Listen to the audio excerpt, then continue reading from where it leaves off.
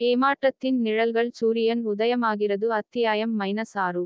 நிழல்கள். Cost புரோட்டோகால்களின் இருண்ட ரகசியங்களை அம்பலப்படுத்தியதா? 3 வாரங்கள் கழித்து. இடம் புது தில்லி, உளவுத்துறை கட்டளை தலைமையகம். பரிதி இயக்குனர் ஜெனரலின் முன் அமர்ந்திருந்தாள். அவளைச் சுற்றி கோப்புகள் அடுக்கி வைக்கப்பட்டிருந்தன. திரைகள் இன்னும் எதிரி இன் பின்விளைவுகளை ஒளிரச் செய்தன. ஆரவின் வைரஸ் நடுநிலையாக்கப்பட்டுவிட்டது. ஆனால் அதன் எதிரொலிகள் ஒவ்வொரு ஃபெர்வாலையும், ஒவ்வொரு உடைந்த நம்பிக்கையையும் வேட்டையாடின. உலகம் மீண்டு கொண்டிருந்தது. ஆனால் அமைதி எப்போதும் தற்காலிகமானது என்பதை அவள் அறிந்திருந்தாள். இயக்குனரின் குரல் அமைதியைக் கலைத்தது. நீங்கள் ஒரு டிஜிட்டல் பேரழிவை நிறுத்திவிட்டீர்கள். ஆனால் மாயா வர்மா இன்னும் இருக்கிறார். பரிதி நின்றாள். அவள் குரல் நிலையாக இருந்தது. அப்போ அது இன்னும் முடியல. குறுக்குவெட்டு, நிலத்தடி பதுங்கு குழி, கிழக்கு ஐரோப்பா.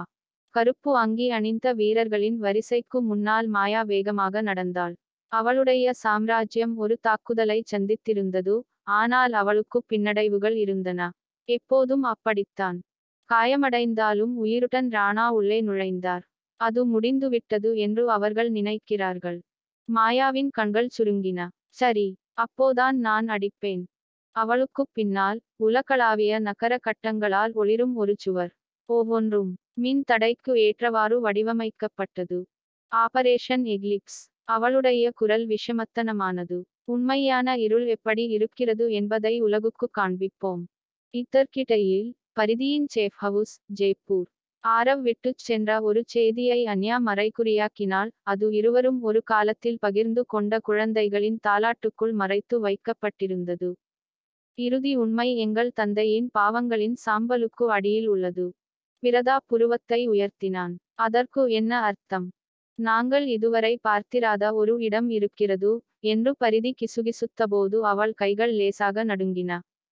ஃப்ளாஷ்பேக். 20 வருடங்களுக்கு முன்பு பரிதி மற்றும் ஆரவின் தந்தை, ராகவ் ராய், ஒரு காலத்தில் உளவுத்துறை ஜாம்பவான். ஆனால் அவர் மர்மமான சூழ்நிலையில் மறைந்துவிட்டார். அவரது மரணம் ஒருபோதும் முழுமையாக விளக்கப்படவில்லை. என்றால், அவர் இறக்கவில்லையா? மாயா உண்மையான ராணியாக இல்லாவிட்டால் என்ன? ஆனால் பொம்மையா? கைவிடப்பட்ட எஸ்டேட், உதய்பூர். மூவரும் ராயின் மூதாதையர் வீட்டின் கீழ் ஒரு மறைக்கப்பட்ட நிலத்தடி அறையைக் கண்டுபிடிக்கின்றனர். உள்ளே, ஒரு நாற்காலி, ஒரு ப்ரொஜெக்டர், மற்றும் ஒரு மனிதன்.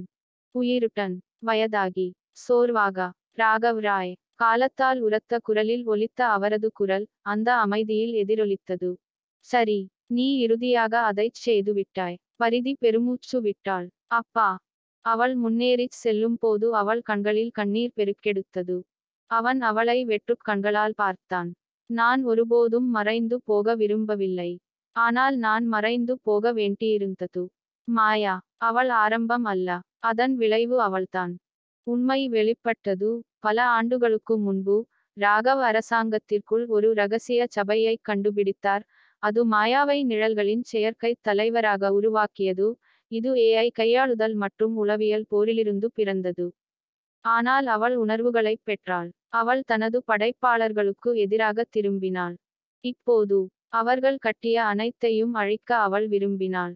ஆபரேஷன் எக்லிப்ஸ் அனைத்து முக்கிய நகரங்களையும் குழப்பத்தில் ஆழ்த்தும். 48 மணி நேரத்தில் தொடங்கும். ஆர்க்டிக் தொடர்பு மையம் தி. கடைசி செயல்பாட்டு கட்டளை செயற்கைக்கோள், TI என்ற குறியீட்டு பெயர், மாயாவின் இறுதி இருட்டடிப்பு குறியீட்டை மீறுவதற்கான ஒரே வழி. பரிதி, பிரதாப் மற்றும் அன்யா ஆகியோர் உறைந்த தளத்திற்குள் பாராசூட் மூலம் குதிக்கின்றனர். அதே நேரத்தில் மாயாவின் படைகள் கருப்பு ஹெலிகாப்டர்களில் இறங்குகின்றன. துப்பாக்கிச் சத்தம். வெடிப்புகள். கட்டுப்பாட்டு அறையை நோக்கி ஒரு தீவிர ஓட்டப்பந்தயம். உள்ளே, மாயா காத்திருக்கிறாள். கருப்பு நிற உடையில், எந்த தொந்தரவும் இல்லாமல். நீ நல்லா விளையாடு, பரிதி, அவள் சொன்னாள். ஆனால் இது இனி உன் கதை இல்லை. பரிதி அவளை முறைத்து பார்த்தாள். நீ சொல்றது சரிதான். அது எல்லாருக்கும் உரியது. சண்டை. பரிதியும் மாயாவும் தீப்பொறிகள் மற்றும் குறியீட்டு நீரோட்டங்களுக்கு மத்தியில் சண்டையிடுகிறார்கள். பிரதாப் காவலர்களைத் தடுத்து நிறுத்துகிறார். அன்யா ஓவர்ரைட்டை பதிவேற்றுகிறார். மாயா பரிதியை வீழ்த்துவது போல, ஓவர்ரைடு பார் 100 விழுக்காடு ஐ அடைக்கிறது. செயல்பாட்டு எக்லிப்ஸ் நிறுத்தப்பட்டது. மாயாவின் அமைப்புகள் குறுகியவை. அவளுடைய பேரரசு வீழ்ச்சியடையும் போது அவள் கத்துகிறாள், வலியால் அல்ல, ஆனால் ஆத்திரத்தில். மாயா பிடிபட்டாள். விடியல் விடியும்போது கண் அவர்களுக்குப் பின்னால் எரிகிறது. பரிதி பனிக்கட்டியின் மேல் பார்த்து கிசுகிசுக்கிறாள். இனி நிழல்கள் இல்லை. உண்மை மட்டுமே. ஆனால் திரை மங்கும் போது பனி படர்ந்த முகட்டில் இருந்து ஒரு மறைந்திருக்கும் உருவம் பார்த்து கொண்டிருப்பதைக் காண்கிறோம். கையுறை அணிந்த ஒரு கையில் ஒரு தரவு சிப் உள்ளது. குரல் தெரியாது. ராணி வீழ்ந்திருக்கலாம். ஆனால் விளையாட்டு இப்போதுதான் தொடங்கிவிட்டது. லாங்லி, வர்ஜீனியா, பிளாக் வால்ட் சிறைச்சாலை. மாயா வர்மா பிடிபட்ட ஒரு மாதத்திற்குப் பிறகு உலகம் மூச்சு வாங்கத் தொடங்கியது. ஆனால் பூமியின் மிகவும் பாதுகாப்பான பிளாக் சைட் சிறைச்சாலைக்குள் ஏற்கனவே ஒரு புயல் உருவாகிக் கொண்டிருந்தது. மாயா ஒரு ஒளிப்புகா உயர் தொழில்நுட்ப அறையில் தனியாக அமர்ந்திருந்தாள், அடக்கத்துடன் ஆனால் சிரித்தாள். அவளுக்கு தினசரி உளவியல் பரிசோதனை செய்ய ஒரு இளம் முகவர் உள்ளே நுழைந்தார். அவர் வெளியேறத் திரும்பியதும் மாயா முணுமுணுத்தார். ராணி கூண்டில் அடைக்கப்பட்டிருப்பதாக நீ நினைக்கிறாய். ஆனால் நீ ஏற்கனவே உன் ராஜாவை இழந்துவிட்டாய். விளக்குகள் மின்னின. விட்சர்லாந்தின் சூரிச்சில் உள்ள ஒரு பிணவறை. ஒரு உடல் பையின் ஜிப்பை அவிழ்க்கிறார்கள். தடயவியல் தொழில்நுட்ப வல்லுநர் திகிலில் உரைக்கிறார். உள்ளே உடல். பிரதாப் ராயின் நகல். அதே முகம். அதே கைரேகைகள். இதற்கிடையில் வடக்கு இத்தாலி பாதுகாப்பான மண்டல கலவை. பரிதி ஒரு கனவிலிருந்து வியர்வையில் விழிக்கிறாள். அன்யா ஒரு ரகசிய ஆவணத்துடன் அறைக்குள் விரைகிறாள். ஒரு உடைப்பு ஏற்பட்டுள்ளது என்று அவர் கூறுகிறார். கோப்பு ஒற்றை குறியீட்டுப் பெயருடன் முத்திரையிடப்பட்டுள்ளது. குறியீட்டு கிரையில் நிலை மீண்டும் செயல்படுத்தப்பட்டது. செயல்பாட்டு அடையாளம் தெரியவில்லை. நெறிமுறை அழிராணி. நிழலை மீண்டும் உருவாக்கு. பரிதி முகம் சுளிக்கிறார். கோட் கிரையில் என்றால் என்ன? அன்யா கடுமையாக விழுங்குகிறாள். இது ஒரு பேய் திட்டம். இது மாயாவுக்கு முந்தையது. ஏதோ மோசமானது. இடம் ஆழ்கடல் கண்காணிப்பு ஆய்வகம். ஒரு மோசடி ஹேக்கர் குழு உலகெங்கிலும் உள்ள மறைக்கப்பட்ட உளவுத்துறை ஊட்டங்களுக்கு ஒளிபரப்பை நேரடியாக ஒளிபரப்புகிறது. முகமூடி அணிந்த ஒரு நபர் முன்னோக்கி அடியெடுத்து வைக்கிறார். சிதைந்த குரல். அவர்கள் மாயாவை ராணி என்று நினைத்தார்கள். ஆனால் அவளை படைத்தவர் பார்ப்பதை ஒருபோதும் நிறுத்தவில்லை. அவர் ஒரு சதுரங்க காயை உயர்த்தி பிடித்துள்ளார். கருப்பு குதிரை. விளையாட்டு மீண்டும் தொடங்குகிறது. இந்த முறை எந்த விதிகளும் இல்லை. பரிதியின் விசாரணை தொடங்குகிறது. மறைகுறியாக்கப்பட்ட கோஸ்ட் டிரைவ் பகுதியை பயன்படுத்தி பரிதியும் அன்யாவும் தொடர்ச்சியான ரகசிய பரிவர்த்தனைகளை கண்காணிக்கிறார்கள். இது டோக்கியோவில் கடைசியாக காணப்பட்ட ஒரு செயலாளரை, டாக்டர் கைரா தனகா என்ற சைபர்நெட்டிக்ஸ் பொறியாளரை, காணாமல் போகச் செய்கிறது. தனகா நரம்பியல் போரில் நிபுணத்துவம் பெற்றவர். வதந்தி என்னவென்றால், அவர் ஒரு காலத்தில் இராணுவ நிதியுதவியுடன், எந்த தோல் கயிறும் இல்லாமல், ஒரு ஆஃப்கிரிட் உருவாக்கியிருந்தார். அதன் உள் குறியீட்டுப் பெயர் தி ரெவனன்ட் ராணி.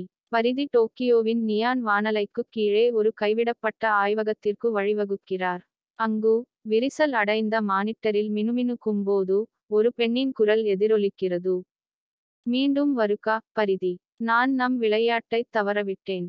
திரையில் ஒரு புதிய முகம் தோன்றுகிறது. மேம்பட்ட உணர்ச்சியற்ற வினோதமான அழகு. மாயா அல்ல. மோசமான ஒருவர். நான் கைரா. நான் நிழல்களின் உண்மையான ராணி. முன்பு ஏமாற்றுதலின் நிழல்களில். மாயா மூளையாக இல்லை, வெறும் ஒரு கைப்பாவை என்பதை பரிதி கண்டுபிடித்தார். உண்மையான கட்டிடக் கலைஞர் கைரா தனகா, முன்னாள் இராணுவ சைபர்நெட்டிசிஸ்ட். அவர் தி ரெவனன்ட் குயின் என்ற முரட்டுத்தனமான நெறிமுறையை உருவாக்கினார்.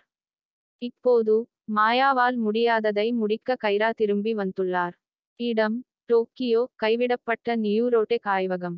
காற்று மின்சாரம் மற்றும் தூசியால் அடர்த்தியாக இருந்தது. பரிதி துப்பாக்கியை உருவியபடி அடித்தள நிலை ஆய்வகத்திற்குள் ஆழமாக நுழைந்தால், மினுமினுப்பான சேவையகங்களை கண்கள் ஸ்கேன் செய்தன. இன்னும் பல வருடங்கள் கழித்து குறியீட்டின் துடிப்புடன் இயங்கின. திடீரென்று சுவர் ஒரு படத்தால் ஒளிர்ந்தது. கைராவின் டிஜிட்டல் முகம். குளிர்ச்சியானது. இயந்திரத்தனமானது. கிட்டத்தட்ட உயிருடன் இருக்கிறது. நான் ஒருபோதும் இறக்கவில்லை பரிதி. நான் பரிணாம வளர்ச்சியடைந்தேன். அவரது குரலுக்குப் பின்னால் ரெவனன்ட் குயின் அருகிலுள்ள உலகளாவிய செயற்கைக்கோள்களுடன் ஒத்திசைக்கத் தொடங்கியது. பரிதியின் இரத்தம் குளிர்ந்தது. நீ இங்கே மாயாவின் சாம்ராஜ்யத்திற்காக இல்லை என்று அவள் சொன்னாள். உனக்கு எல்லாம் வேணும். மாயா கட்டுப்பாட்டை விரும்பினாள். எனக்கு மறுபிறப்பு வேண்டும். கைரா சிரித்தாள். ஆர்டிக் தடுப்பு வசதி. மாயா தனது உயர் பாதுகாப்பு அறையில் கண்களை மூடிக்கொண்டு அமர்ந்திருந்தாள், அலாரங்கள் ஒலிக்கும் வரை. கதவுகள் ஷார்ட் சர்க்யூட் செய்யப்பட்டன. மின் இணைப்புகள் மினுமினுத்தன. இன்டர்காம் வழியாக ஒரு தாழ்வான, குளிர்ந்த குரல் கிசுகிசுத்தது. வணக்கம் சகோதரி. மாயாவின் கண்கள் விரிந்தன. கைரா. அவள் மூச்சு முட்டியது. நீ இருக்கக்கூடாது. இருப்பினும், நான் இங்கே இருக்கிறேன். எனக்காக அவற்றை மென்மையாக்கியதற்கு நன்றி. மாயாவின் அறை கதவுகள் திறந்தன. அவளை விடுதலை செய்ய அல்ல. ஆனால் அவளை அழிக்க. வெனிஸில் உள்ள பாதுகாப்பான வீடு. பிரதாப்பும் அன்யாவும் ஹேக்கரின் ஸ்ட்ரீமில் காணப்பட்ட கருப்பு நைட் சின்னத்தை டிகோட் செய்ய முயன்றனர். அதன் உள்ளே ஒரு பழைய முத்திரை இருந்தது. ப்ராஜெக்ட் எரேஷ்கிகள், பாதாள உலக தெய்வத்திற்கான புராணக் குறிப்பு. இது வெறும் ஏஐ போர் முறையல்ல. டிஜிட்டல் மரித்தோரிலிருந்து மீண்டு எழும் ஒரு புதிய உலகத்தை தான் உருவாக்குவதாக கைரா நம்புகிறார், என்று அன்யா கிசுகிசுத்தாள். பரிதியின் கண்டுபிடிப்பு டோக்கியோவில், பரிதி கைராவின் அசல் சோதனைப் பொருள்களைக் கண்டுபிடித்தார், மனித, ஏஐ கலப்பினங்களின் 12 முன்மாதிரிகள். அனைத்தும் நிறுத்தப்பட்டன. ஒன்றைத் தவிர. முன்மாதிரி